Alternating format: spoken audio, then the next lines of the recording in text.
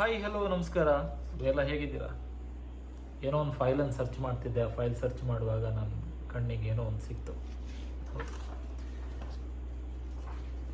ನಾನು ಬೆಂಗಳೂರಲ್ಲಿ ವರ್ಕ್ ಮಾಡಿದಂಥ ಒಂದು ಸರ್ಟಿಫಿಕೇಟ್, ಎಕ್ಸ್ಪೀರಿಯನ್ಸ್ ಸರ್ಟಿಫಿಕೇಟ್. ಖುಷಿಯನ್ನು ಕಾಯ್ತು ಕೇಳಿದರೆ ಏನೋ ಮಾಡಬೇಕಂತ ಹೋದವನು ಇನ್ನೇನೋ ಆಗಿಬಿಟ್ಟೆ. ಆ ಬೆಂಗಳೂರಿನ ಪೀಣ್ಯದ ಸೆಕೆಂಡ್ ಸ್ಟೇಜ್ನಲ್ಲಿ ಅಕೌಂಟೆಂಟ್ ಆಗಿ ವರ್ಕ್ ಮಾಡ್ತಿದ್ದೆ ಒಂದು 2-3 ವರ್ಷ. ಜೀವನ ಎಲ್ಲಿಂದನೋ ಎಲ್ಲಿಗೋ ತಂದುಬಿಡ್ತು, ನನಗೆ ಗೊತ್ತಿರಲಿಲ್ಲ.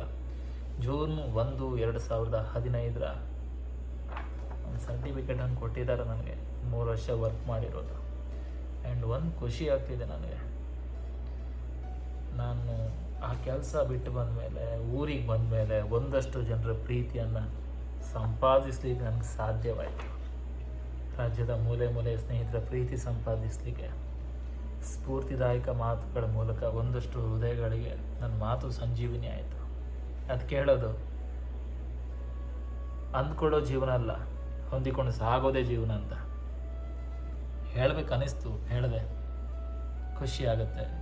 ಪೀಣ್ಯ ಸೆಕೆಂಡ್ ಸ್ಟೇಜಲ್ಲಿ ವರ್ಕ್ ಮಾಡ್ತಿರೋ ಒಂದು ಸಂದರ್ಭದಲ್ಲಿ ಅಲ್ಲಿ ಹತ್ತಿರದಂಥ ಸುಂಕದಕಟ್ಟೆ, ನಾಯನಹಳ್ಳಿಯಲ್ಲಿ ಬಸ್ ಹತ್ತುವಾಗ, ಅಲ್ಲಿಂದ ಬನಶಂಕರಿವರೆಗೆ ಬಸ್ಸಲ್ಲಿ ಹೋಗುವಾಗ, ಅದಾದ ಬಳಿಕ ಸಂಜೆ ಟೈಮಲ್ಲಿ ಪರಿಚಯದರ ಒಬ್ಬರ ಜೊತೆ ಹೋಟೆಲ್ನಲ್ಲಿ ಕೆಲಸ ಮಾಡುವಾಗ ಎಲ್ಲ ಒಂದು ಬಾರಿ ನೆನಪಿಗೆ ಬಂತು. ಇರೋದ್ರಲ್ಲೇ ಖುಷಿ ಪಡಬೇಕು, ಖುಷಿಯಾಗುತ್ತೆ.